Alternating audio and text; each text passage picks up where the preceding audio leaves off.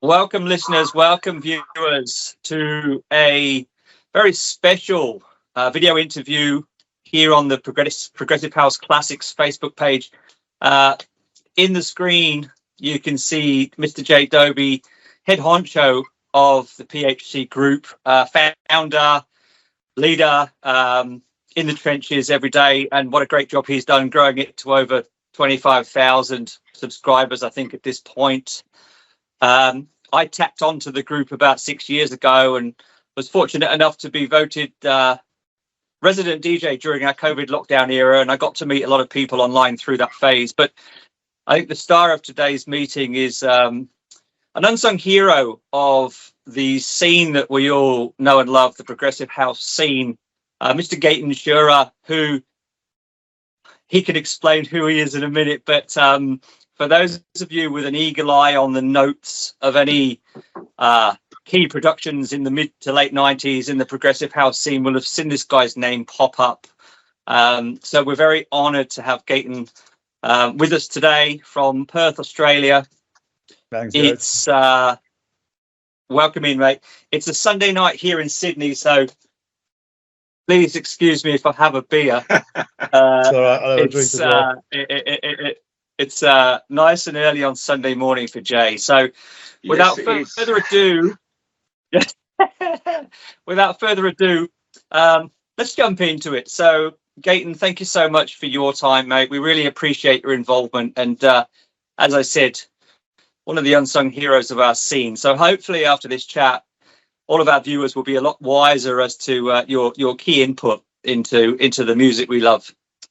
So mate, going back to your beginning, Gaëtan, could you give us an idea of your early musical influences? What sort of bands were you into, and how did that sort of electronic music scene start to creep into your world?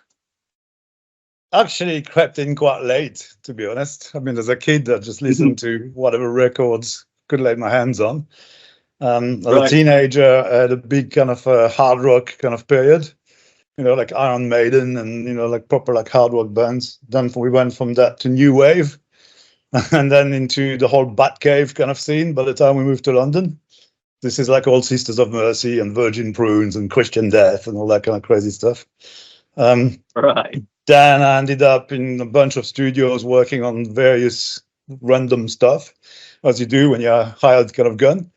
And then I'd spent 5 years working with Jeff Wayne on a crazy album that kind of never really, saw the light of day, but was basically rubbish. And from that, jumped out and just like that, started doing music with people like Sasha.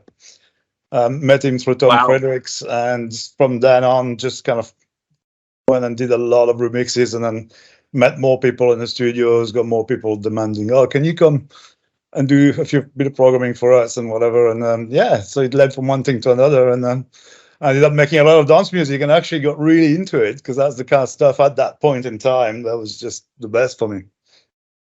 Awesome. So when you look at your Discogs profile, it states you're a producer, you're a composer, you're a programmer, you're a keyboardist, you're a sound designer, you're an arranger. Could you give us a quick description of what your duties are in the studio, especially when you're working on a remix? What are you there to do? It depends. It all progressed over time, to be honest. When I first started, I was hired as a programmer. So that's using, the Atari as a sequencer and a sampler and synthesizers and whatever boxes you can lay your hands on to make cool sounds. And everybody wants to use that technology, but no one has a clue how to do it. So I ended up basically getting hired by a whole bunch of people who had ideas and they had stuff and whatever, but it all sounded really like a dodgy demo. And then I could put it through all my kind of sounds and program new stuff, because that's what you end up doing. And that's where you quickly transition from really just programming to actually writing and producing and, adding so many elements to everything. But I just got catapulted into that because I got 2 years, a year and a half working in a keyboard shop. When I first arrived in London, I worked at Rod Argent's Keyboards in Denmark Street in London, which is well known for its little guitar shops and stuff. And I got given the keys very quickly and stayed all night and read all the manuals and learned all the gear, and I loved it. Loved all that stuff that we used to drool usually over on the magazines. You're like, oh man, I would love to try this new sampler or this new keyboard or whatever. And having all that knowledge really helped me getting into that programming role, which then turned, like I said, into writing, into producing, and then recording as well. So I did a lot of engineering. As you get more into it, obviously you do. I mean, I started with a 4-track cassette recorder, but went on from there, and obviously watching the pros doing their stuff, which is how you used to learn. You kind of end up having to do it for yourself, and then you end up doing it for other people too. So essentially, then an artist would come to you with a raw, rough track, and you'd help them finesse it and fine tune it into something sounding pretty special. That's one scenario, yeah. I mean, there obviously would be different ones. It's like if I'm working in with Sasha and Tom at the time, Sasha decided he wants to remix a track, and he's got ideas in his head, but he doesn't know how to do it at all. So he's got Tom engineering, he's got me doing all the programming, and together we come up with all the sound, all the sequences, everything you hear in the record, really, and that's our remix. Do you know what I mean? That's the one scenario. Then you got another scenario where someone comes and they've got, oh, we've got all this stuff already done, but it just sounds a bit shit, and would you come and just make it sound like, proper? And then I'd go and do that, at which point sometimes you're just embellishing sounds, but a lot of times you're just ditching half of it and making actually cool lines that kind of work, in that vibe. And I mean, the drums get completely reprogrammed from scratch always. You know what I mean? It's like I had almost like a battery of 909 samples that are just tailored to each tune, and it went from there. So you're doing basically pretty much all the sounds, while obviously you're collaborating with whoever's producing in terms of saying, yeah, that's the sound we want, as opposed to the 15 I've just done. Awesome. Yeah, that's interesting. So what actually was the first thing that you trained in, Gaëtan? What trained? You mean like after school? Well, it's kind of like there's all sorts of bits like the program, the keyboard, etc. What was the first thing that actually grabbed you, that you thought, right, I'm going to get into this? Did you think about the programming first? Did you think about playing a keyboard? I think probably started with a drum machine. Was right? Because my very first memory is being literally a teenager and being given an 808 one afternoon while I was on holiday, and just lost that afternoon very quickly. It was so much fun. I was like, this is brilliant. But I did do a bit of drumming in my teenage. Started drumming at around 14, and for a few years. And one basically was my best mate. We really wanted to make music, and all the bands we were in were just not really wanting to take it seriously. So in the end, we thought, just do it, just you and me. We can do this. By which point we thought, well, we'll record our own demos so we can get a deal, because that's what you did, in order to get a record out. Yeah. And obviously then I realized recording my drums was a bit of how many mics do I need? How many what? How much money? Nah, I can't do it. So got our first drum machine together and a 4-track cassette recorder, and started doing stuff for that. And then I got my first keyboard, which was the DX7. And basically start how to program that thing properly, and did every sound with it that we was doing at the time. Amazing. Nice. Awesome. So looking at your discography, your first involvement in a record release, it appears to be Catherine Zeta-Jones track for all time. Is that the one that comes up as the oldest? That's hilarious. Working alongside, of course, Jeff Wayne. How did that collaboration come about between you and Jeff? Yeah, that was an interesting one, actually, because it came about through a phone call saying, oh, are you available for a programming session for a couple of weeks? And I'm like, yeah, sure, where, when, whatever, the usual. And that booking company actually was Jeff's booking company, who booked musicians usually, for advertising spots, because they used to do that as a company that wrote, ads. Radio ads and TV ads, and so they had a constant stream of obviously musicians and actors doing all that stuff, but they didn't really have any kind of programmers, and Jeff got stuck in a bit of a place where he needed someone really to kind of do his record he was currently doing, and I got this phone call for 2 weeks to go do this session. And bear in mind, at the time I was basically in London, right? I was just going from one place to another, South London, North London, whatever. I wasn't really going anywhere else. And this is in Hertfordshire. It's all the way out almost by the M25. It's like quite a way. And I've come to this massive manor house and I've been handed a script in the studio. And I've gone, what's that? And that kind of, anyway. It turned out to be Jeff Wayne's studio. Who I didn't actually know of the War of the Worlds, being French. I knew one song of the record that I remember as a hit as a kid, but I didn't know the actual records as it is known in England, in Ireland and everywhere else, And so he was nobody to me, but obviously to the other people who were working around, he's like, oh my God, this is Jeff Wayne, he's done, the War of the Worlds. I'm like, okay. But anyway, that 2 week session turned into 5 years, basically, of working on that one record that went through a lot of political stuff with record companies, which was quite mental, but managed to get funded to carry on for all that time. And towards the end, Catherine Zeta-Jones was the guest artist, the female guest artist that was hired, because this is like, again, it's like the War of the Worlds, but it's the story of Spartacus, but different story, but same concept. As the story. Anthony Hopkins was doing the narration in that one, and basically there had to be 5 guest artists, of which one was female, and Catherine got the job. So she recorded the one song, or the 2 songs we had. Then the record company deemed that it was necessary to have a song with on the first side of the record. Bear in mind, this is a double album, so it's 4 sides on vinyl or 2 CDs. They deemed that she had to have a song in the first hour that you hear, basically, or the first 40 minutes.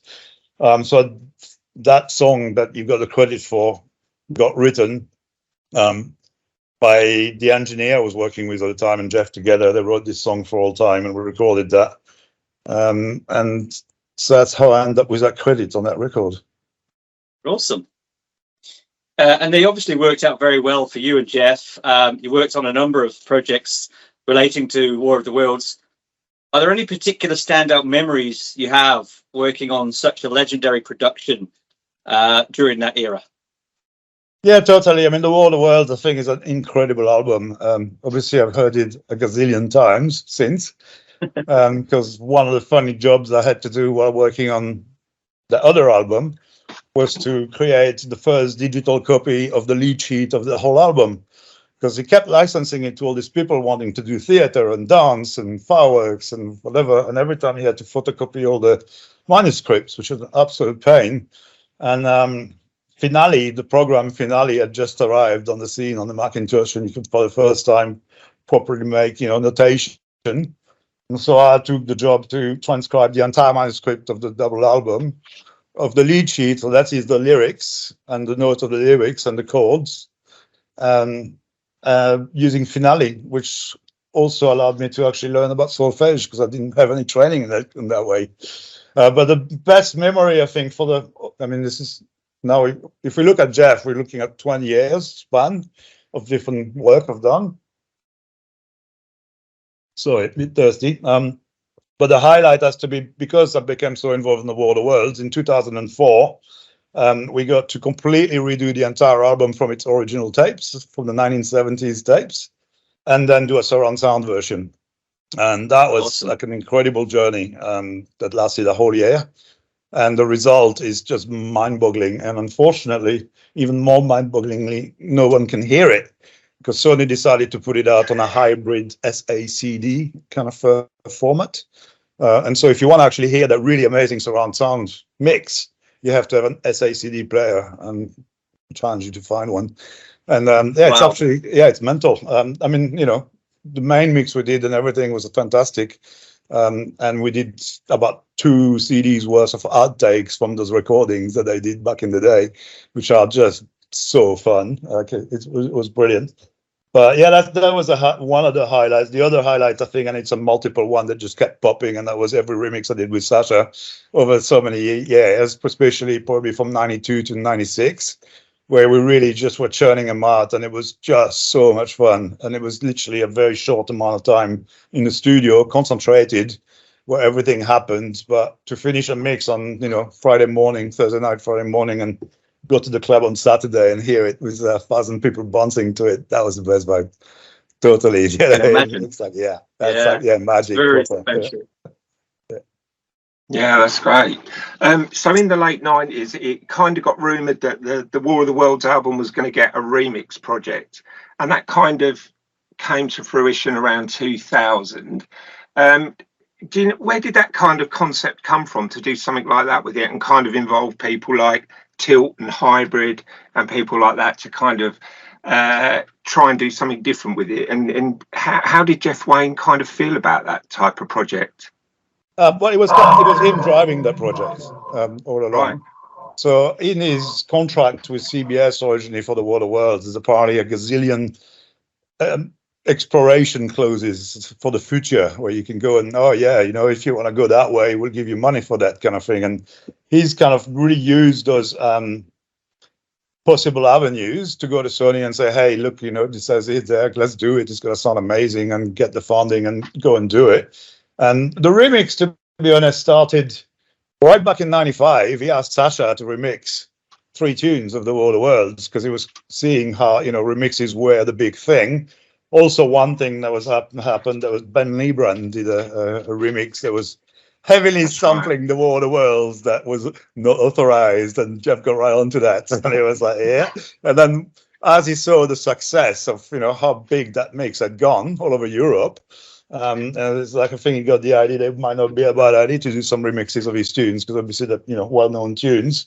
So yeah, he asked Sasha to remix, but Sasha wasn't interested. It's like, nah, I don't want to do the War of the Worlds at that time. So Tom, the engineer, and myself went back to Jeff, because I knew Jeff, obviously, having worked previously with him, and said, look, we'll remix it, just the 2 of us.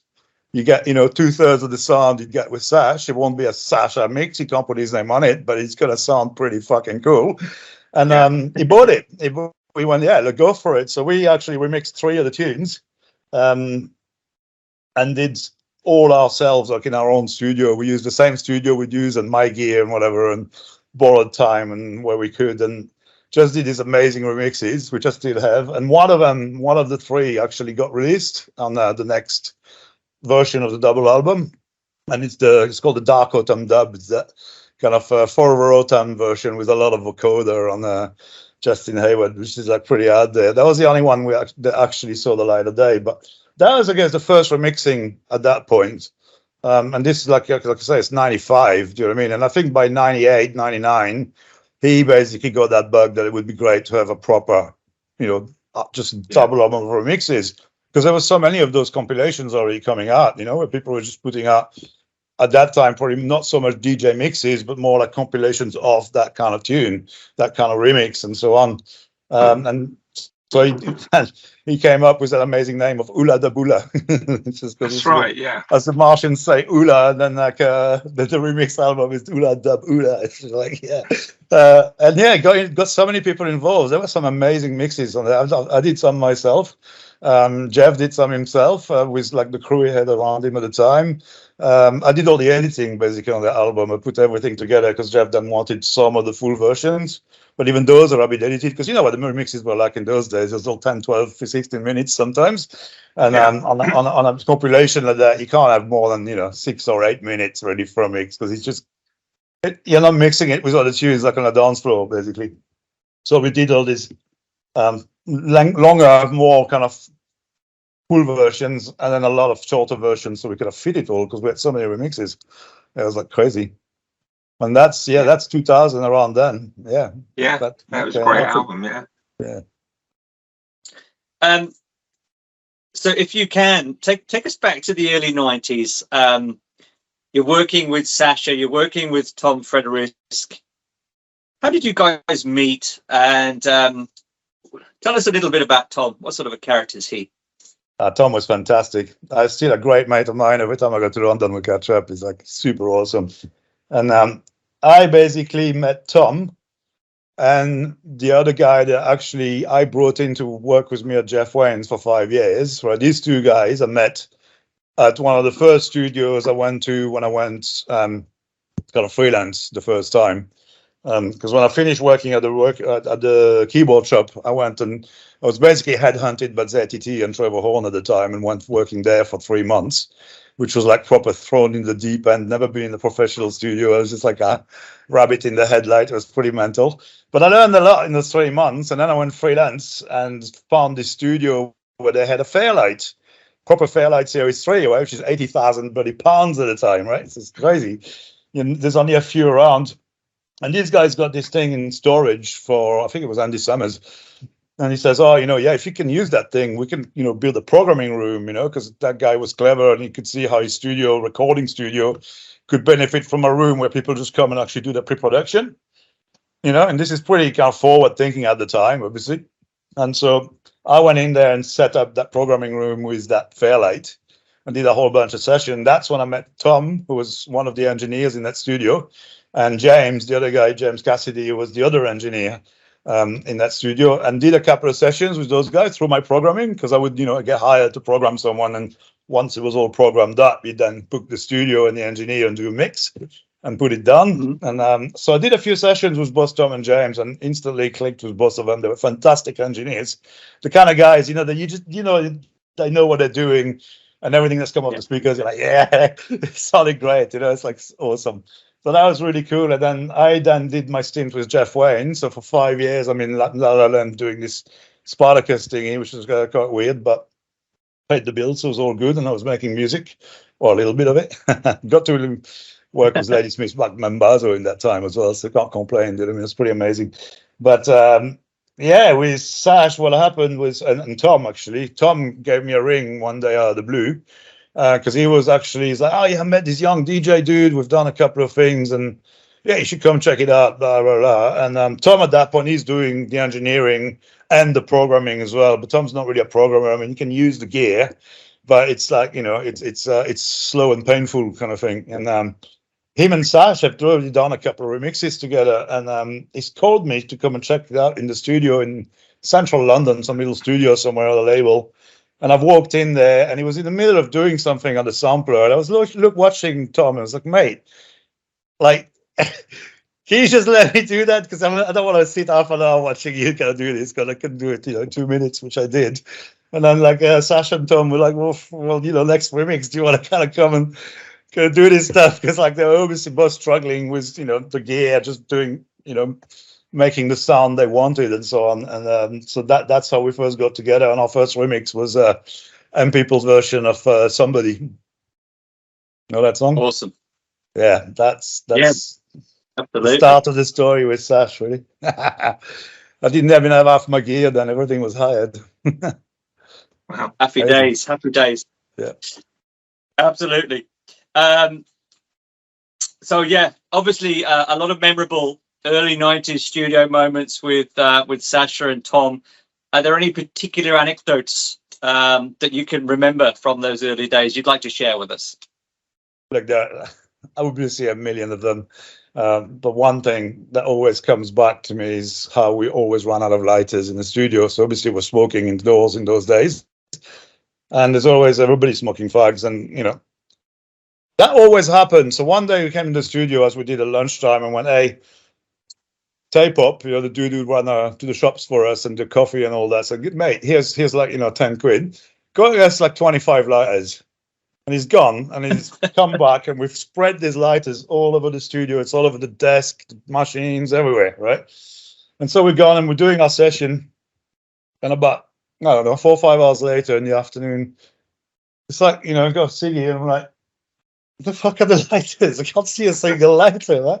And so Tom and I both look at Sasha, who's got these bulging pockets on his trousers, and he's pocketing every fucking lighter in the fucking studio, because it was his habit. It was just like, light a fag for in the pocket. And he's got this like massive pocket of lighters, and we're like, yeah, mate, come on. Every time. So lots of fun times. The lighter thief. That's a new nickname, the lighter thief. Yeah, it was definitely a lighter thief.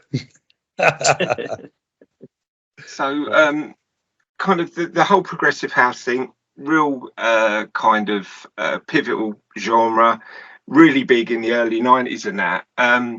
What kind of drew you to that style and kind of making that particular style of music? I think it was really being thrown. I mean, I had a couple of friends who were making that kind of music. I wasn't really going out hugely myself at the time because I was a young daddy. I just had a 1-year-old, like, so kind of not on that kind of particular vibe at the time. But then the minute I started doing stuff with Sasha, I was instantly drawn in. I was like, my God, this is because when I was a teenager, the music I listened to is what I wanted to do. And it was all like, edgy, avant-garde stuff, not pop particularly kind of thing. And they're just going in and starting doing those remixes, which are full-on progressive house. It's just an instant kind of connection for me because it's just groovy music. Just, we wanted to dance, but also had all these melodies, the breakdowns, everything. And it was just really kind of euphoric music. And I really loved doing it. It was like getting into the groove when you're in the studio is just like the best, and then experiencing the same thing out on the dance floor. So that's it. Yeah. You've made it good then, Yeah, there was some good mixes for sure. Yeah. I mean, look, to be honest, I did do quite a few other genres here and there as well. Obviously I got drawn more in the pop world. Through bands like M People, I did. I did all sorts. The remixes were as much well-known people as completely weird, obscure things. And then the sessions I did so many things with so many different people who were of different styles. From like folk to rock to dance to, And one day some dude wanted to do some proper like gabba, like in proper up there. 175 Hoover sounds all the way, and I think I failed on that one. I didn't quite make it. I could get into it for a few minutes, but I was like, I just wasn't feeling it. Like doing that session, I had to go, mate. Maybe maybe it's just not my thing. And then your nose starts bleeding, and you're like, no, that's enough. That's enough, right? In the early days, you obviously collaborated on bands like London Beat and artists like Alexander O'Neill.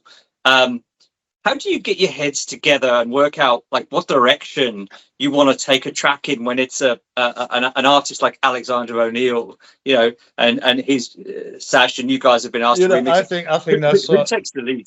I think what I really loved in those days is the way we worked together as a team. Sash was really leading the sound vision, if you want, to the production, because he was, as a DJ, he knew what crowds responded to from all the records he played at the time. So he had this amazing vision of what would work. I was on the side of making all the sounds that basically we used to achieve that vision. And Tom was basically mixing all this together in such a cool way. But also Tom did a lot of keyboards. So whenever you go to the big house pianos in those days and whatever, there was always Tom's on the keys, like, because he was actually quite an accomplished piano player. He's a viola player as well, amazingly. But so yeah, between the three of us, there was a real synergy. We did everything together. And in the very early days, you got to think, Sash now makes his own tunes. He does still work with a lot of people and collaborates, but it's his knowledge of how to do this stuff now is incredible. Whereas at the time he had zero. He was a 100% DJ vinyl. Let's carry those heavy boxes from club to club and then to the after party. It's like amazing. But in the studio, if we wanted something and he had it in his head, but he didn't know what it was, he would just go, hang on, I've got it, find the record, play me the record, steal that sound right there. And I'd be like, I see what the vibe is. And then I'd go and make some sound on the headphones for a while and then go, how about that? And be like, a bit more like this, a bit more like that. Although that's fucking awesome, do it. And then just record it.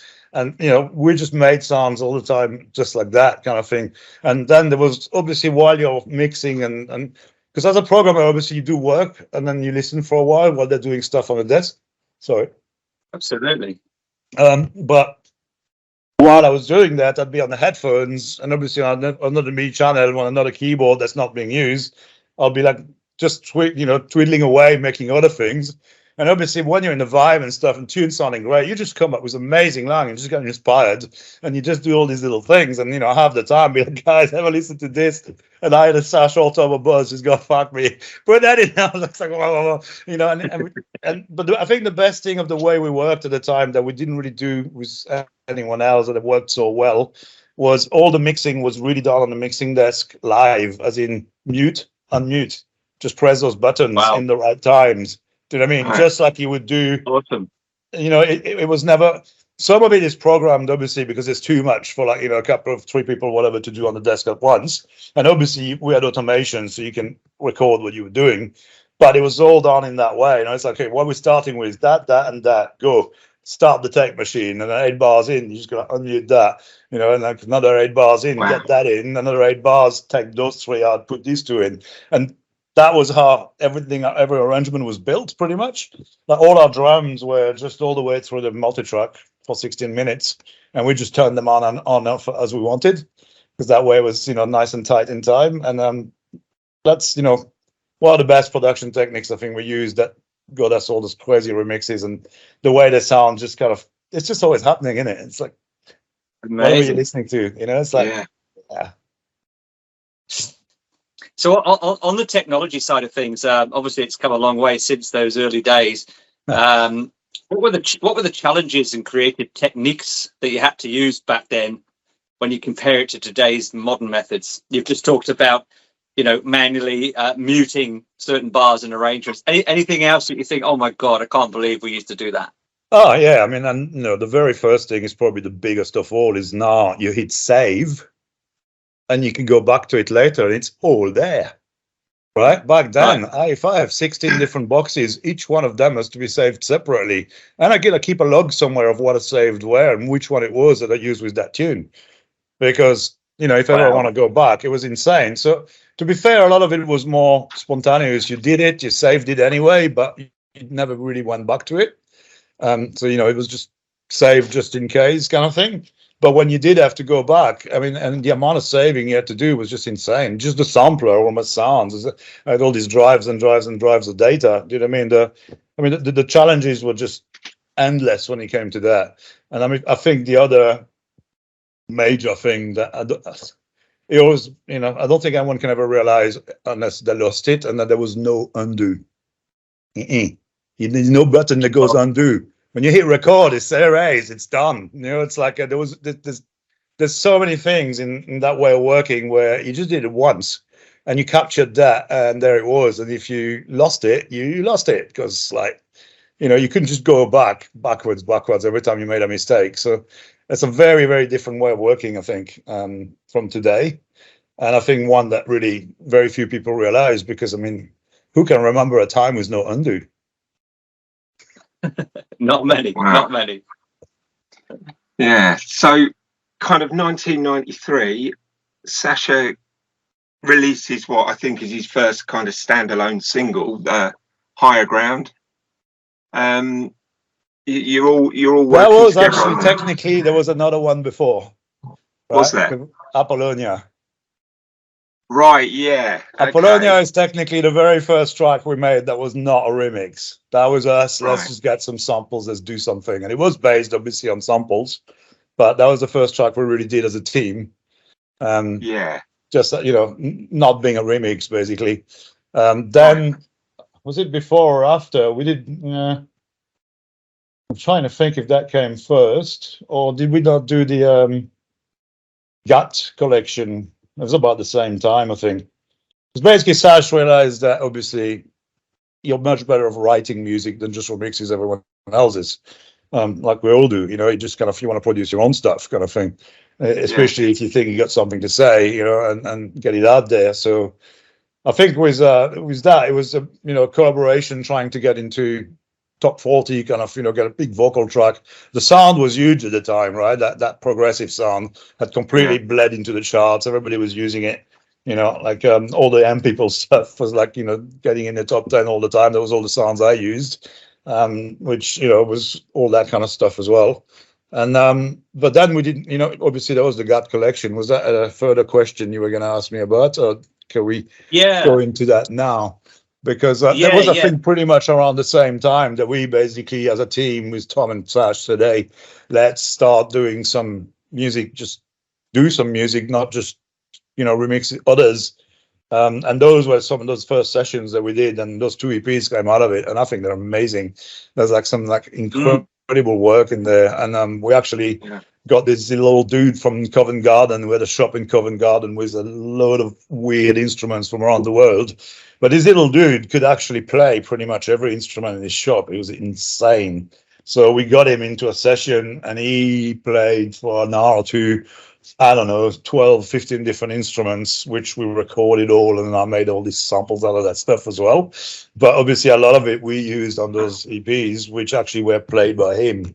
You know what I mean? There's some really long passages, they're not even samples, it's just him playing. It's just, and he didn't play it to the music, we just used it in the music, you know what I mean? But it's fantastic. Like, you know, and that was some of the best creative stuff that we did. I mean, because that's really the first time we were kind of writing together, you know, actually coming up with new stuff.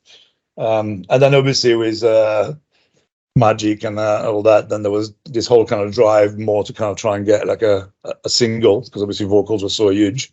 I don't think he quite got the success that was expected with the name and stuff, but it's just the way things go, I think. But it was still a fantastic experience. I mean, we did stuff with Danny Campbell, and we did stuff with Sam Morrison as well. I mean, Sasha obviously later did a whole bunch of tracks with different people, like Maria, Taylor. I mean, there's been all this, you know, amazing stuff that's gone along in those ways. Sorry, absolutely. I lost my thread now. Yeah, so you're all kind of So like. if we Go on, sorry, Marcus. sorry, I was going to say, if we look at the back of the cat collection, which is just here somewhere, does it have Little Dude as a credit for, you know, the sitar piece or something like that? I can't remember what his name was, but I'm sure it's on the sleeve. If you want to pull it out, it's got to be. I'm sure he would have been credited because he was amazing. I mean, that dude, I can't remember his name. Actually, he was probably of Asian descent. So, you know, I don't know which country, but just absolutely incredible wild musician. That guy was like next level, you know, and it was just how we were able to use what it did, which was a lot of it was very drony and just a few notes and whatever, but how we could incorporate that in the music we were making was just perfect. You know, it was just the right kind of ethnic, but just kind of moody and just in the vibe stuff, you know, that just kind of worked with what we were making. It's so good. So good. Awesome.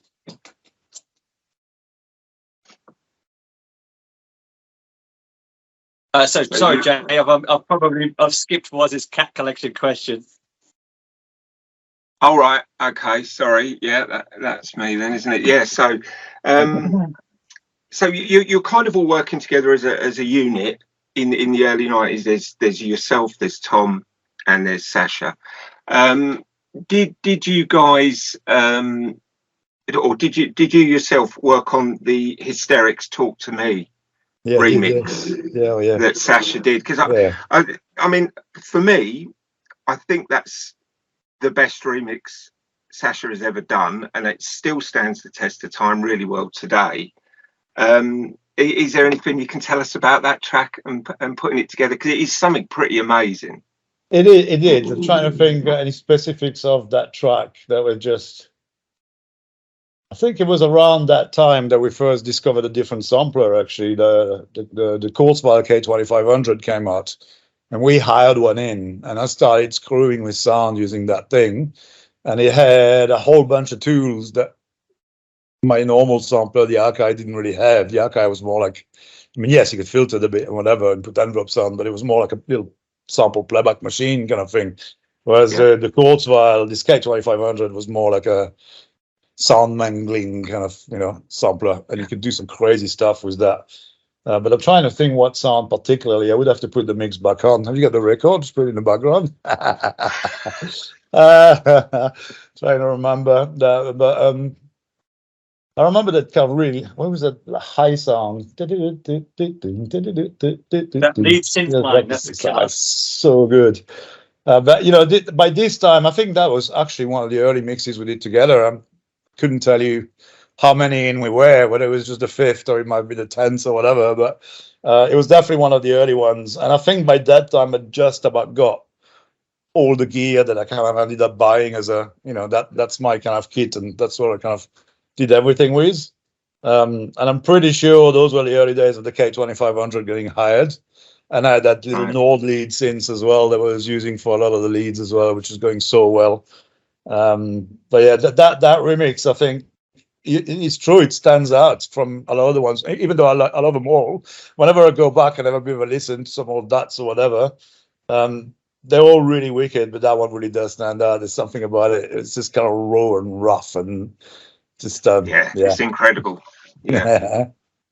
Amazing. So Gaëtan, I mean, everybody watching's probably got their own favorite from that sort of early to mid 90s era. What about you? Like, if you had to, like, picking a favorite child, you know, what's your favorite remix? It really is so hard because I can't go under 3 or 4. Do you know what I mean? It's just like so hard. All right, top three. There's not one. You know what I mean? It's like, I mean, one that always will stand out for me is Horse Careful, if you know that mix. That was just me and Sash. There was no Tom on that actually at that point. It was just me and Sash doing that one. And we just had such a fucking great time doing that. It was just a one-day thing. We just went in and smashed it overnight. And that track sounds so fucking out there. It's insane, right? And then, I don't know, top 2. Man, it's so hard to choose, but I'll say the Ultraviolet mix of Madonna's Royal Light. That's insane. It was me and Andy Page and Sasha. Again, Tom's no longer on the scene at that point, and Andy's work was just insane, so good. And we did that in LA, and it was just, I put that back on sometimes. In one day? No. This one was in LA. This one we actually went for a few days to LA. We were in a studio in Studio City, and yeah, it was quite funny. My daughter never turned up, which was a bit of a shame. But I was so mad because it was like a real kind of breakbeat mix, kind of, because that's really kind of almost Prodigy-esque, kind of vibe, kind of. It was Madonna, and mad songs that we did. It was so good.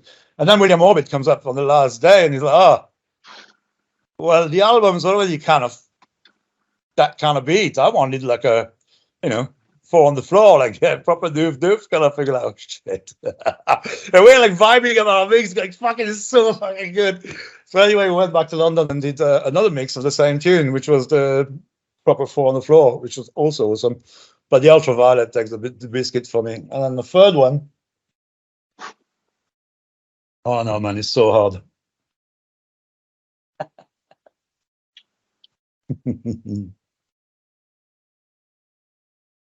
I don't know. I mean, from that again, I've got 3 or 4 battling for it. You know what I mean? It's like we had so much fun, but I think I'll put Alexander's O'Neill in the middle in there because that mix, I think, is the most mind-blowing sonically that we did, and everything was so much fun because we ended up in a studio we never used because our usual studio was not available. We couldn't get in.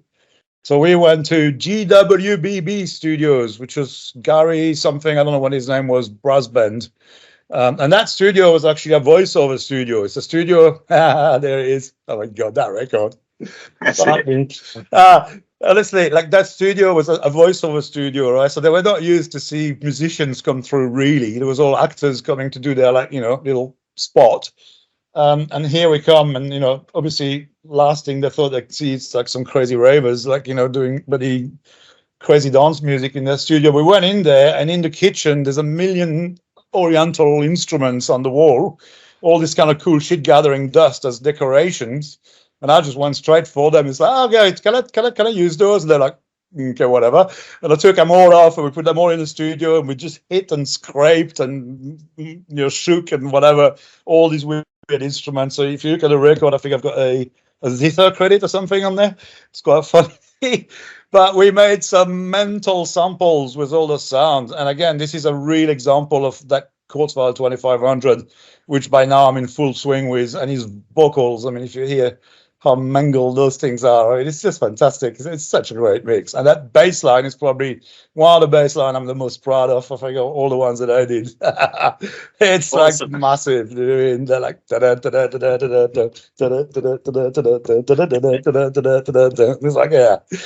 like it's a massive tune. My only regret is I never saw Alexander O'Neill's face when he actually first heard it, because I think that would have been priceless. He would have been smiling, that's for sure. Oh man, whatever face, I just want to see it. Aside from the progressive sound, you obviously also teamed up famously with the M People on Elegant Slumming and Bizarre Fruit. How did the M People relationship come about for you?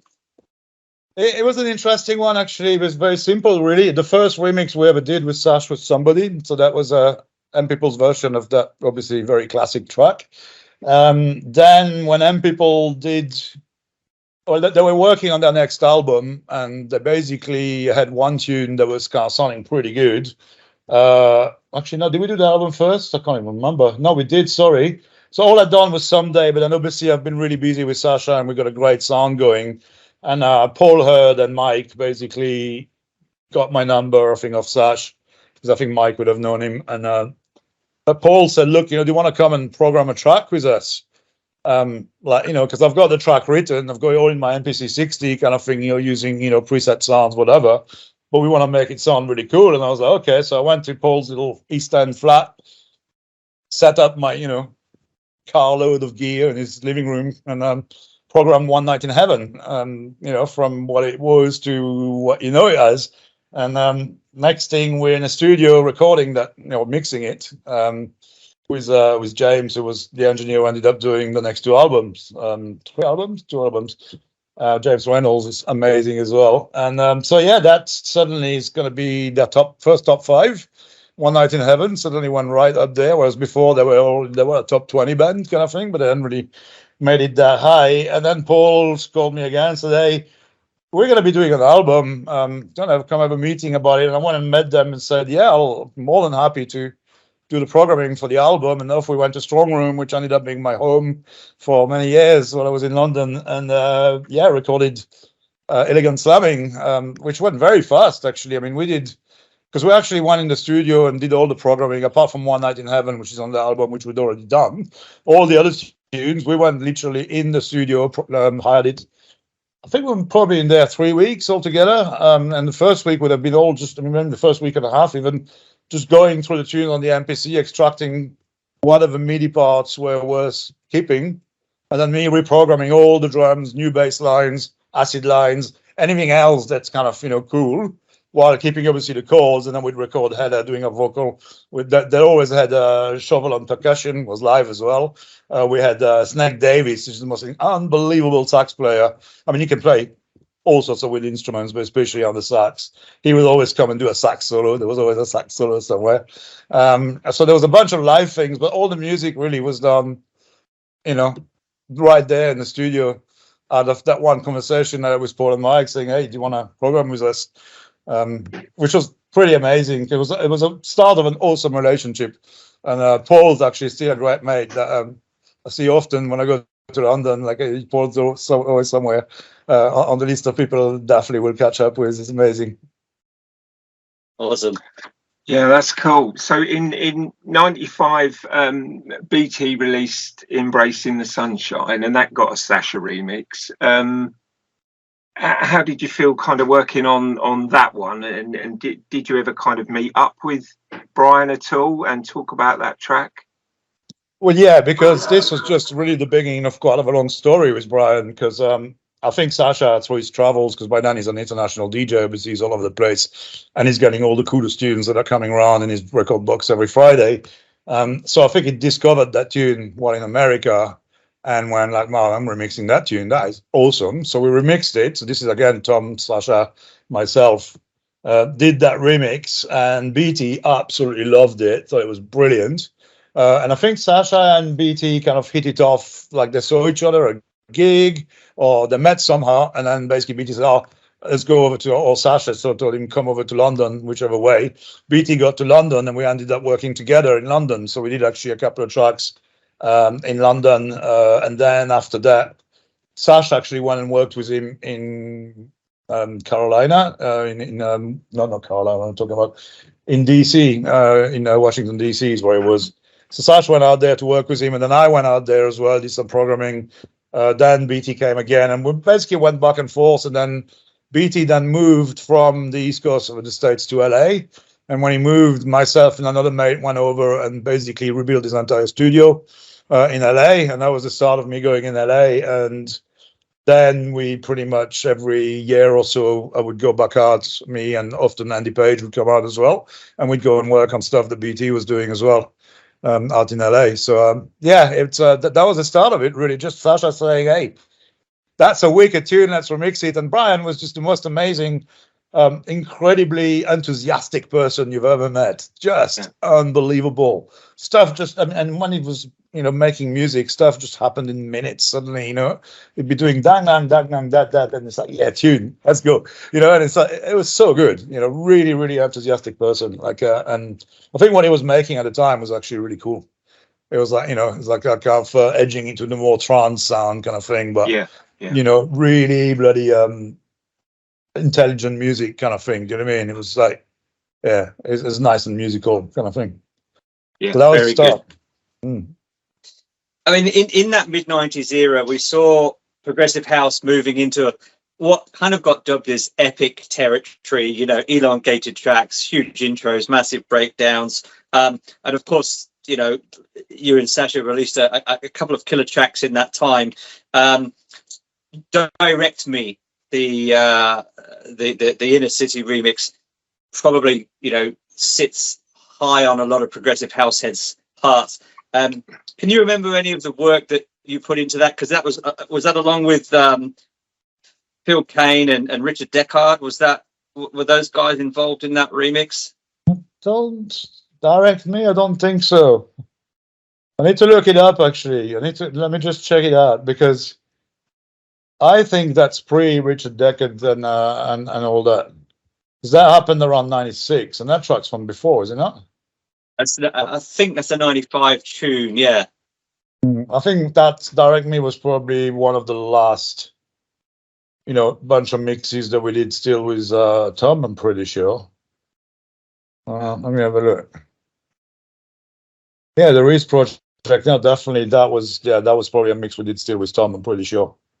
So that was being in those last kind of months of us still doing a lot of mixes. Because then I think it was around '96. Sasha bought his own place in West London and put his own studio in it, and just decided he really wanted to go solo for a bit. He wanted to try and do his own thing and be able to do it himself, rather than relying on me, relying on Tom, relying, you know, on having to hire studios and stuff, which is also super expensive at the time still. And so yeah, he got that. I've got the track there. Yeah.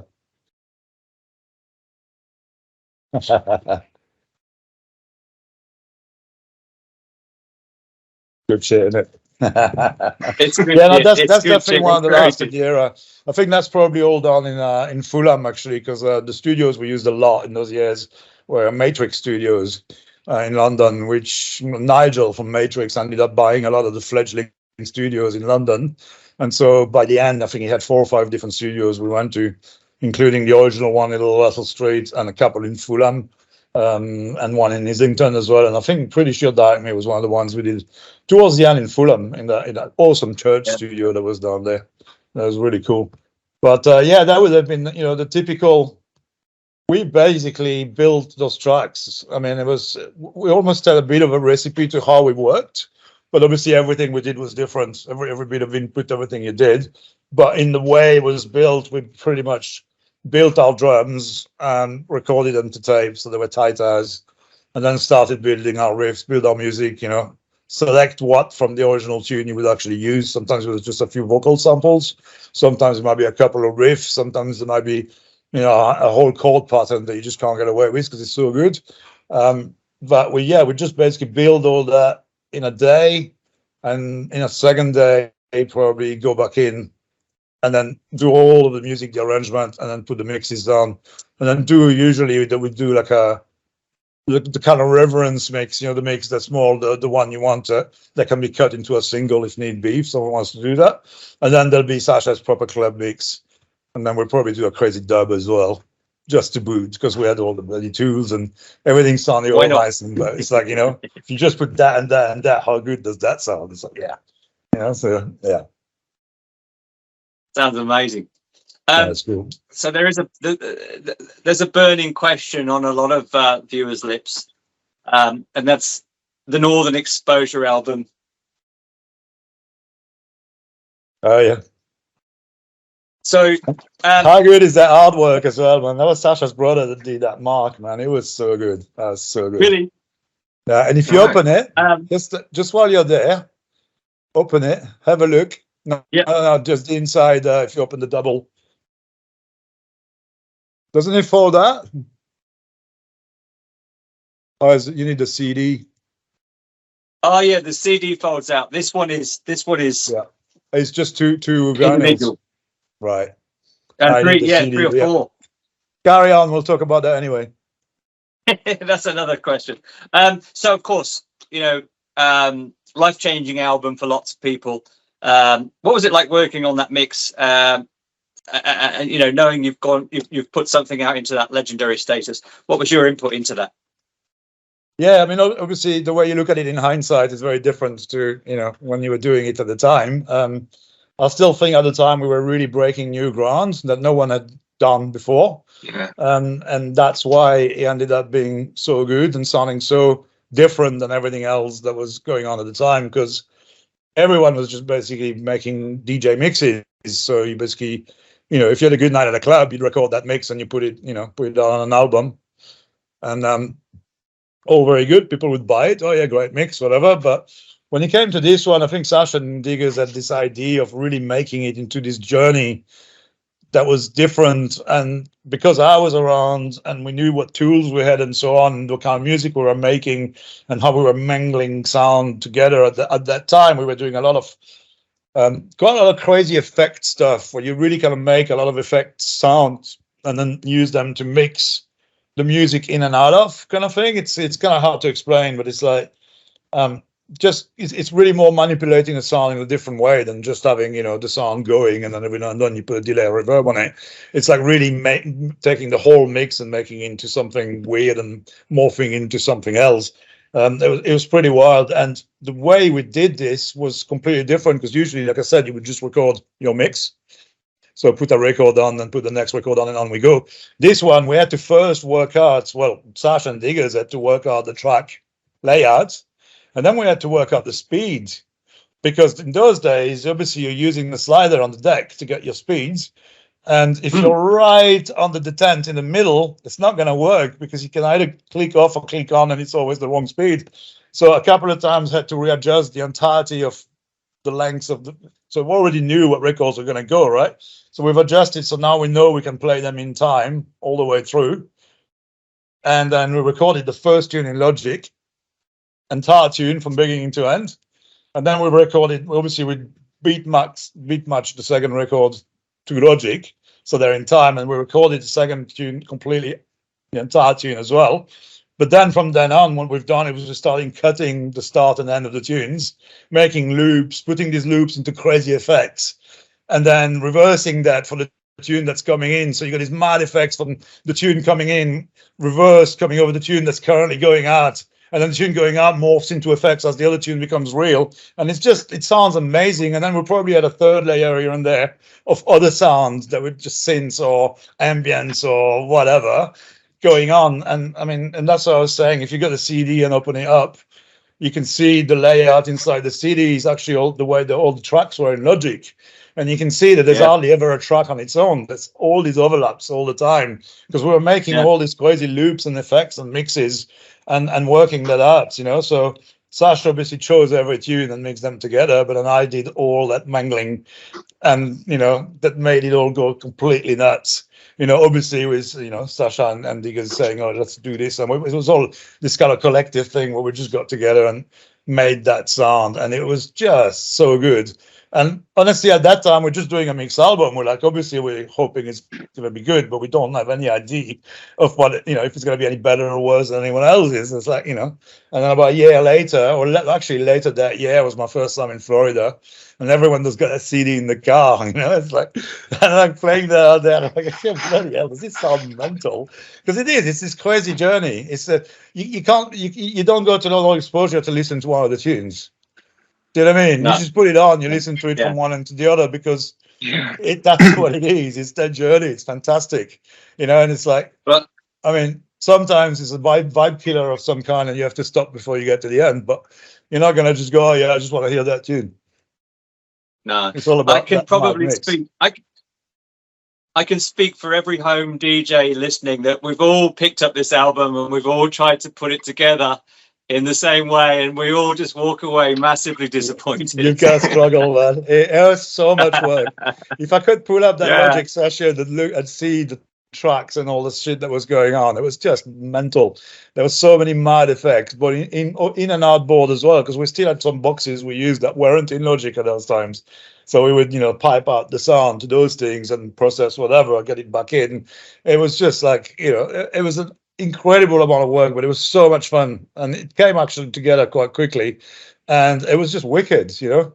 And there was one track, I think half of one of them we had to redo pretty much almost from scratch, because there was one track that could not get a license for, so we had to take it out. And by taking out one track, you can't just replace it with another track, right? There's a whole no, not at all. There's a whole journey. You just can't go there anymore because it doesn't go there. So it's like, yeah, probably kept 3 or 4 tracks and went a different direction, to fix that. I was like, wow. Amazing. Yeah. But it was great because, like you say, no one could work it out. And I think everyone else carried on putting out mixtapes, but it was never something like that, because the work we did to actually make it happen is, you couldn't do it with the records, basically. There's so much programming that's gone into that. I've tried. Yeah, no, you can't. Even with the modern decks that can do samples and loops and all the rest of it, yeah, no way, because the amount of effects and processing that we did, it was just mental, because like the computer would run out of processing anyway, so you'd have to actually hard process it on the audio, because like otherwise it was just freaking out. There was not enough power to do what we wanted because we were going crazy. That's so good. Yeah, I think you've kind of answered the next question I was going to ask, which was about the process of putting an album like that together. But I think you've kind of answered that. But when it did first get released, it didn't get received particularly well by some of the music press, and there were a couple of kind of slightly scathing sort of reviews for it.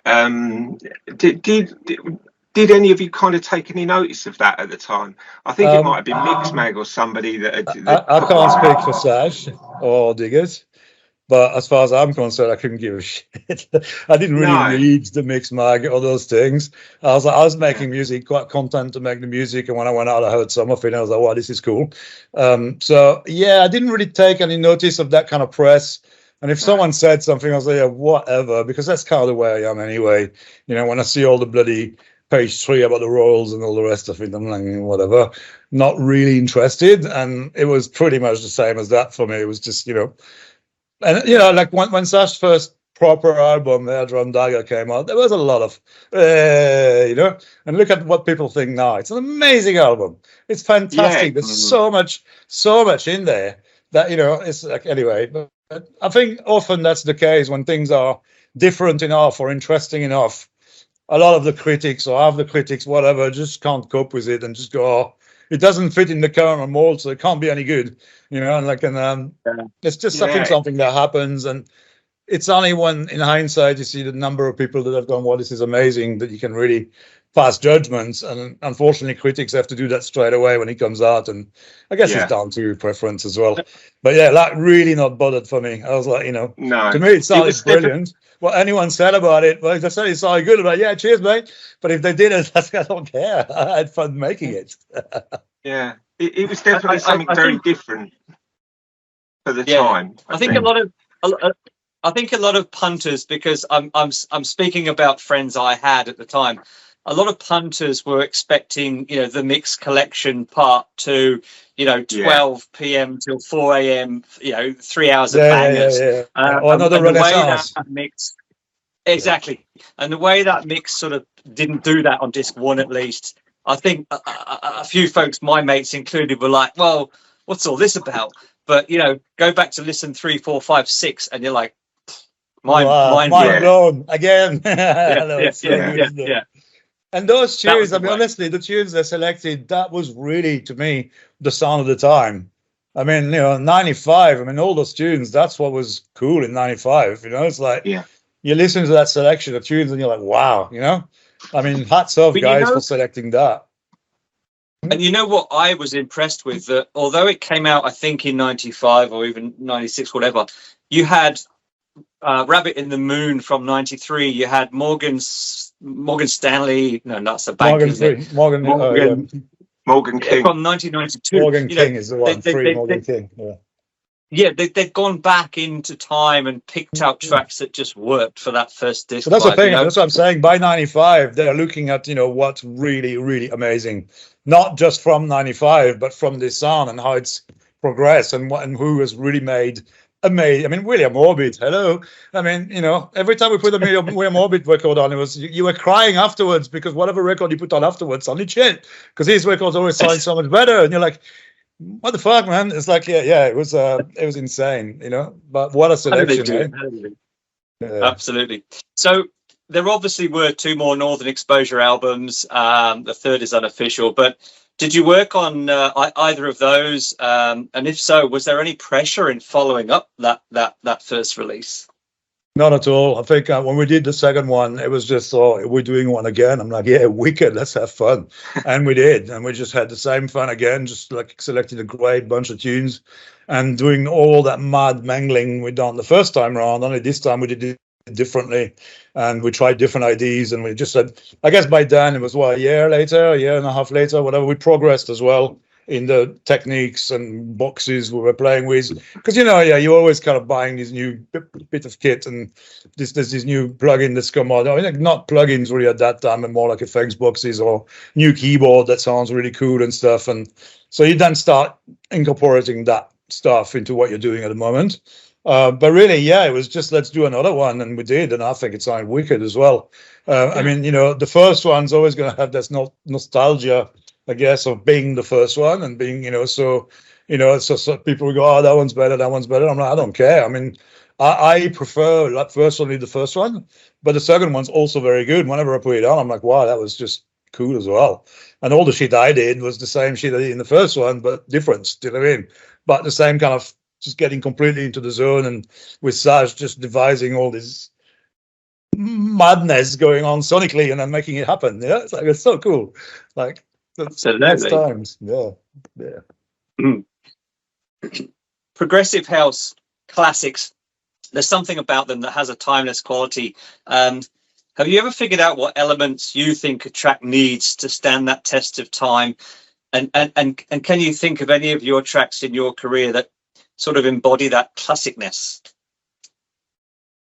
Yeah, I mean, I don't know. It's a bit of a strange one, I guess, because you could say every hit's got something special, but it's not always, you can't have a recipe. It's not, sometimes it's a vocal hook, sometimes it's a lead line, sometimes it's a chord progression, sometimes it's a rhythm. It could be all sorts of things that lead you to say, hey, this is, next best thing. It's kind of, I think, a really hard question to answer. I mean, I think you've answered it already. There's heaps of elements, right? Yeah, I mean, I was going to go somewhere else, but I've kind of forgot my thread. So just pose the question again, and I'll give you another go on that one. It's what, if possible, what defines a classic track, and what gives that track that sort of test of time. You look back on stuff from that first mix collection and it doesn't sound aged and dated. Is there a key ingredient that gives it that longevity? I think to me that is true for any track, pretty much, that all the best tracks stand the test of time. There is no good track that you go back to, and it sounds really aged now. It's like, it's an amazing track. You can go, wow, just wow. And I think the same happened because obviously there was a lot of music being made in the 90s, right? Everyone was a DJ. Everyone was like getting synths and Cubase and making tunes. And so there was so much music. But out of that, there's only ever a few that resonate with a maximum of people, where people just like it. And it's just something that happens. And I think that's what happens with classic tracks. And it's not one particular element, although for each one, people will be able to point that element or elements that they really like about that track. But there's no common element, I think, between all the tracks that people like. It's just you like it because it's got that something. And even on the same track, different people might have something different about it, but they all like it. And now it's a bloody classic track, whereas all these millions of other tracks that people made, and a few people listening, whatever, they just don't have that special thing that makes everyone like them. Do you know what I mean? And like I said, in one track it could be a vocal hook, in one track it could be a lead line, in one track it could be a different element of the music.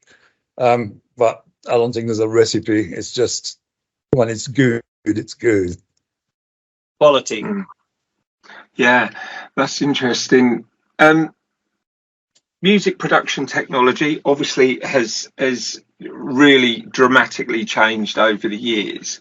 Are there any kind of sort of vintage or classic pieces of gear from the 90s that you still hold dear and perhaps even feature in bits and pieces that you do today?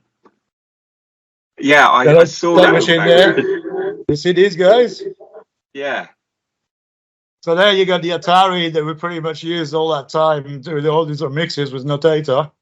And I don't have my original sampler anymore, but I got an old archive sampler again because it's quite dear to me. But probably the nearest thing, let's see if I can turn the screen. This little guy up top here. Can we do it better? Can you see this little guy? Yeah, where's that camera? Yes. That it's a bit dark, isn't it? Sorry. It's an RSF Cobalt, and that crazy instrument is probably what we did most of our bass line and acid sounding for all those years. It's absolutely decent. Love it. Yeah, and it's it actually belonged to Vangelis, that one, and was rescued from it was rescued from a studio fire. And I found it lying on a friend's studio floor, and it kind of was broken. And my mate fixed it by just changing one chip, and I have never stopped using it since. It's so good. Amazing piece of kit. Amazing. Yeah. And it's a crazy little French company that made synths for maybe 5 or 6 years in the south of France. And I think then they went into plumbing. Plumbing? Yeah. Yeah. After they stopped making synths, they make pipes. You know? But... How random. How random. Yeah.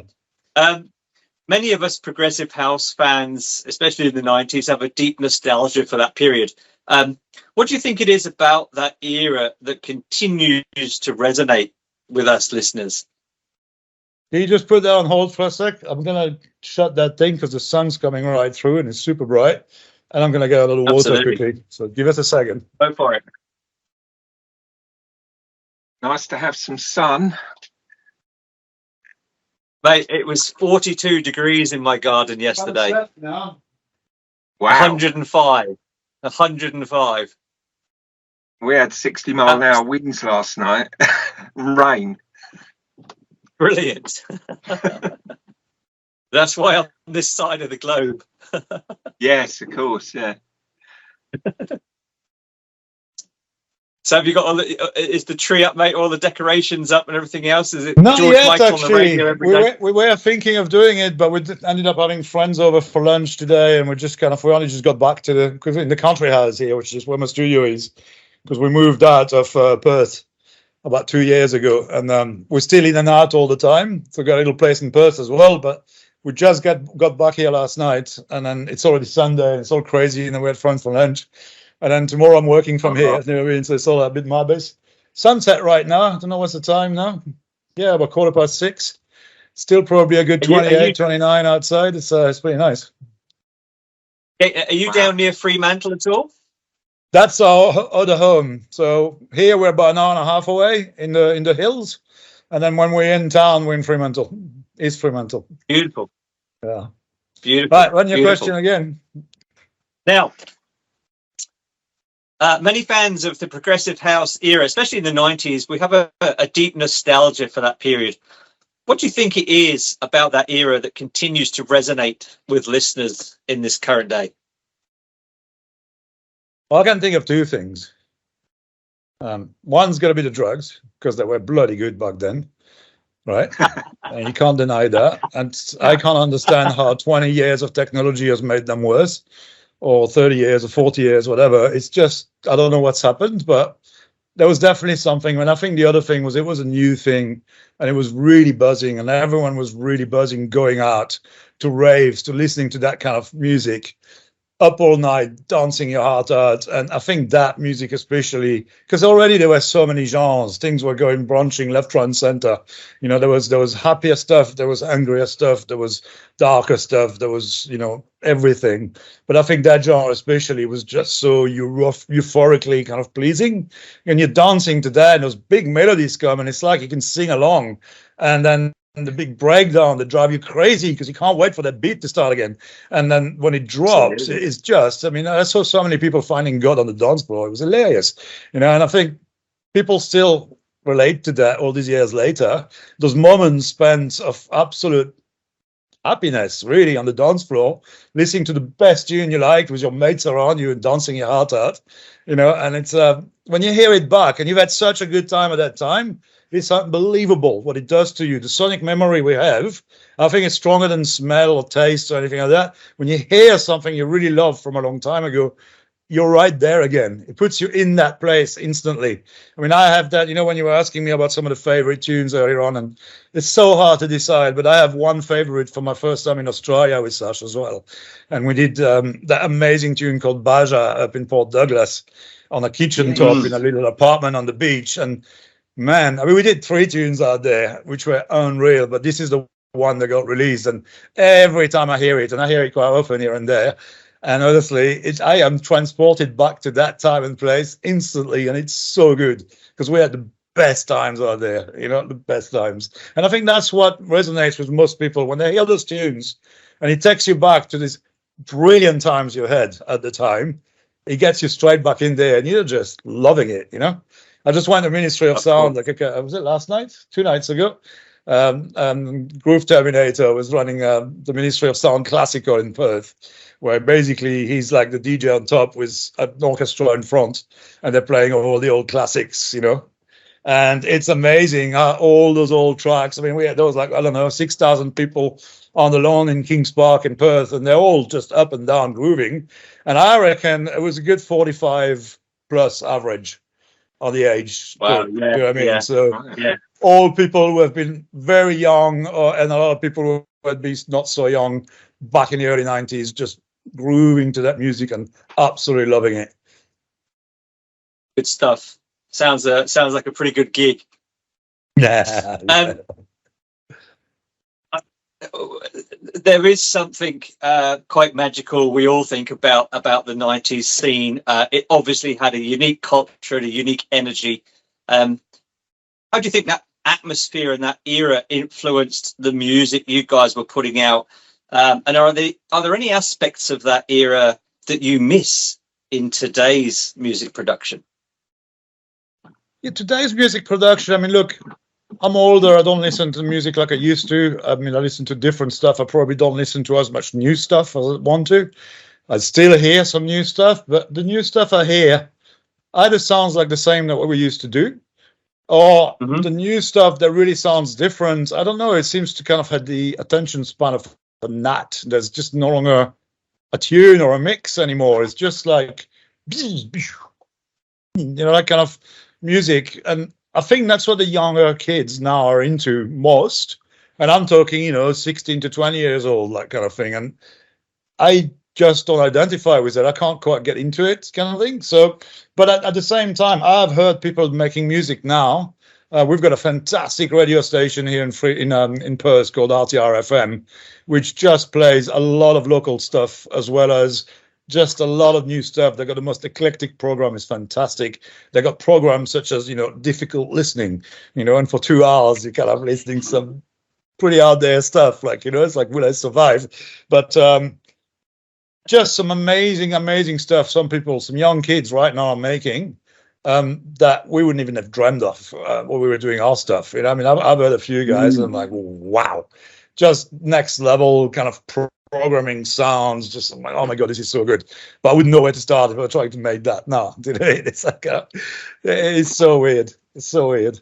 But, you know, I think there's still some elements of what we used to do that keeps, I mean, like I said, all the other music, when I go out to a club, I go out to the odd, you know, nights every now and then. If like an international DJ mate comes into town, I'll go, you know, for a few hours.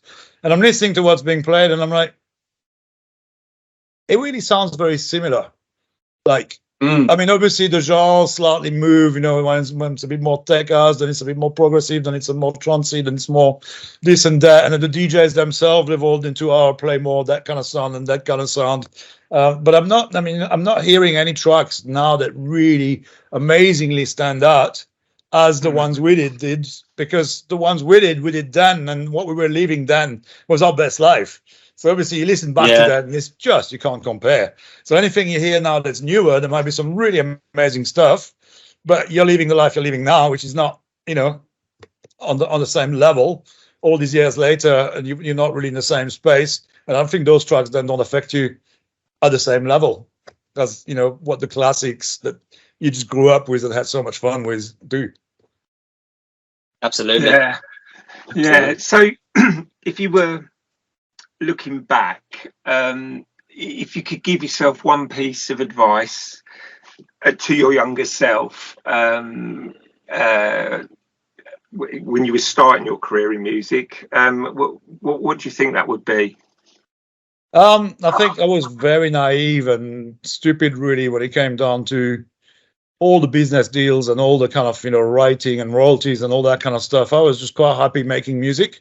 To be honest, I would always be just happy making music and not getting paid for it, because I don't do it for getting paid. I do it because I fucking love it.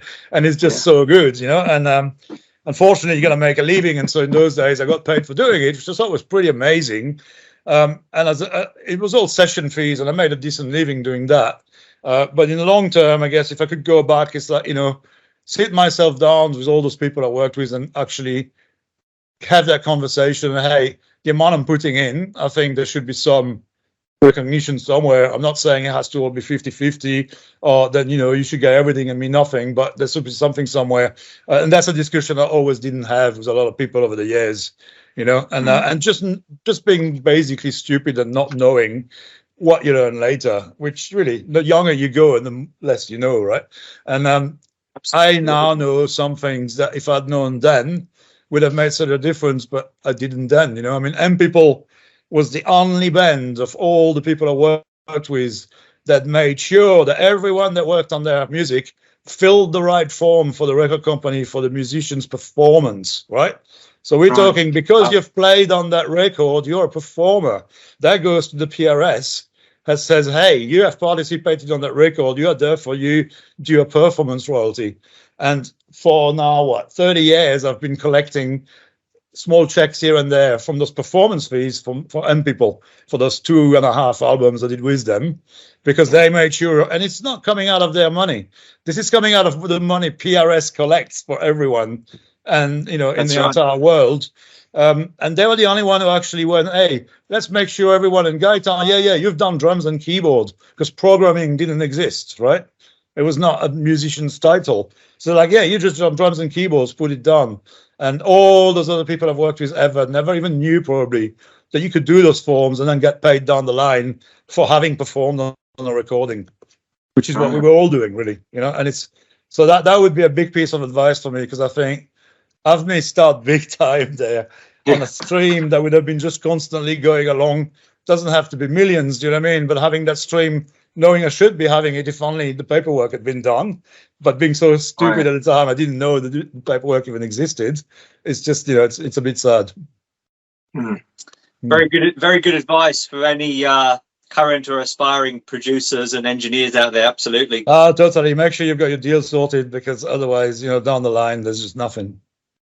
And I mean, look, it was a strange time, because the programmer thing only really happened in this late 80s, early 90s, where you had all these people like me who could actually use all that gear. And so some of them like me were basically doing just that, programming, and basically going and writing, co-writing, arranging, producing, co-producing, basically collaborating with a lot of people doing what we did. But as far as all the little paperwork and rules were concerned, it wasn't really a title. You're not really a producer, or you're not really an arranger. You're a programmer. So what's that, you know? And it's like, just looking back, thinking, you know, should have said from the day one, we're co-producing, happy days. And then you're in, you know, and Absolutely. It's like, so silly. But there you go. You live and learn. You live and learn. I guess sort of finally, Gaëtan, from our perspective, It's been amazing to hear about your career to date. But what are you up to these days? What's happening in your world? Where can we catch you these days? Are you still producing or helping to engineer? What fills your days at the moment? It's funny, you know, since moving to Australia, so this is what, like now 12 years ago now, when I first arrived here, I found it really difficult to find any studio work because there wasn't really any of that kind of scene, and I wasn't really doing that kind of stuff as much anymore. There was just more like, you know, I would get booked here and there for big gigs, like say with Jeff Wayne or with someone else somewhere saying, hey, can you come and we'll do this and whatever. So as I came here all those years ago, I got a lot more involved in live music. So I did basically sound engineering, basically just mixing everything, bands from big to small. My partner started an orchestra here 12 years ago, and I got basically exposed to a lot of orchestral music, both live sounds, reinforcement, as well as recording and mixing in the studio as well. I've always had a home studio. I've always got, as you can see behind me, there's always bits of gear. But then COVID came and pretty much killed that live mixing kind of job, because I refused to be tied to anyone when I did that, because I did that a couple of times and the politics were just not worth it. So I didn't want to be tied to any venue. I was everyone's spare wheel, as in, you need mixing, I'm here. And everyone knew, and all my mates would be like, I just got double booked. Can you do tomorrow night for me? Or I just got this tour. I've been offered this tour of, you know, like Northern Australia. I really want to go. Can you do my venue 3 days next week or whatever? And I got really busy like that, and I was actually really enjoying mixing live, because it's a very different vibe than actually recording in the studio. It's not about perfection, it's about instantaneous vibe. It's about making sure everyone's happy, especially on stage, and then it sounds good and everyone's having a great time. But it all is on the moment. When there's a mistake, it's forgotten with the next notes. Do you know what I mean? It's like, it's a different vibe altogether than on the studio, where you're really concentrating on detail and making sure everything's perfect. But I really enjoyed it, and also I kept my finger on the pulse of all the young bands going on, especially around Fremantle. I was doing 2 or 3 venues in Fremantle, and there's all these young bands coming through, and you can see the ones that really cut the mustard come through, and you're like, yeah, here you go, these guys. That's like tunes, you know, like or presence on stage or whatever, you know, and that was really good fun. But yeah, like I said, COVID pretty much killed it, because at COVID, obviously, we shut down. And when things reopened, everyone had one job, and there was no touring, and there was no double bookings. And, you know, it was basically, unless someone was sick, I didn't get a call. So I was like, oh, this kind of sucks. So I ended up getting a job in IT, actually, for the health department here in Western Australia, which turned out to be the easiest job I've ever done. I do 4 days a week. So I don't work Fridays. I got a 4-day week and a 3-day weekend, which works really well. Until last week, I was working 3 out of 4 weeks from home. So once a month, I had to go to the office for 4 days. And now that's just changed to 1 every 3 weeks. So I'm going to go to the office a bit more often. But like I said, it's a really easy job. It pays the bills. It's not something I'm usually passionate about. But I still do a bit of mixing, a bit of recording, a bit of QLab programming, a bit of all sorts as and when people need and come to me. I've done a bit of mastering, quite a bit as well. I got involved with, there's quite a scene here for modular synthesis in Perth. And these guys do a concert every month in a venue in Perth. And someone turns up either with a laptop or with 8 bits of gear with, you know, spaghettis of leads and stuff, and make crazy noise music, which is amazing. And actually, with a mate of mine, Will Axton, we have put together a lab, the Signal Sound Laboratory in Fremantle, which basically includes a lot of sound synthesizers, but also video synthesizers, and also a lot of test equipment. I'm talking laboratory test gear that would have been used to make measurements, you know, and what have you. And we rig all this shit up and make noise and images with it, and it's just madness. It's really cool. And we're actually going to host it's got the group that do modular synths in Perth is called Noise Machine, and they host a concert every month, and actually we are hosting the concert in December. So in our lab on the 19th, I'm going to perform with a mate of mine, Mal Clark, and my mate Will's going to perform with another one, and 6 other acts are going to perform all in our lab on this crazy night of kind of sound and lights, basically. But I'm really enjoying that. That's my Fridays, basically. When I'm not working, I'm in the lab, and we just either make crazy sounds or we see people through. We've got like heaps of different stations, all with headphones, so people can just put a pair of headphones on and have a tweak. And I'm looking at starting running some synthesizer courses, actually teaching people how to really use a synth. I'm not talking about how to play it. I'm talking about how to make a sound, from scratch. What's an oscillator, what's a filter, so on. And we'll probably host that from the lab as well. It's gonna be wicked. Amazing. Yeah. Well, So, I think I can talk for us in the Progressive House Classics group that if there's anybody out there watching this that wants to know what a synth could do, we'd happily put you guys in touch to carry on that experiment. Oh yeah, absolutely. I love synths. I've always loved synths from day one, and I'm still playing with them every day. So it's good fun. Brilliant. Well, Gaëtan, Awesome. on behalf of all of us, thank you so much for sharing those amazing memories. You're welcome, Marcus and Jay. Thank you very much. It's been fascinating to hear what went on. That's what I thought would be better off recording, because me trying to write this stuff, I'd be there in the new year still writing about stuff. I'd be like, nah. You'd have very sore fingers. Yeah, I'm still a two-finger typer, So Brilliant. Yeah. Well, Good. Gaëtan, enjoy the rest of your day, my friend. Thanks for your time. And Jay, thanks for all the brilliant work you've done getting this group to where it is. Yeah, thanks for that. It's a great group. I really enjoy it as well.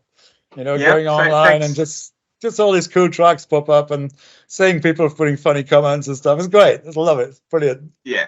Thank you very much, Gaëtan. It's been fantastic, and thanks a lot, Marcus, for putting it all together. Yeah, man. Nice one, mate.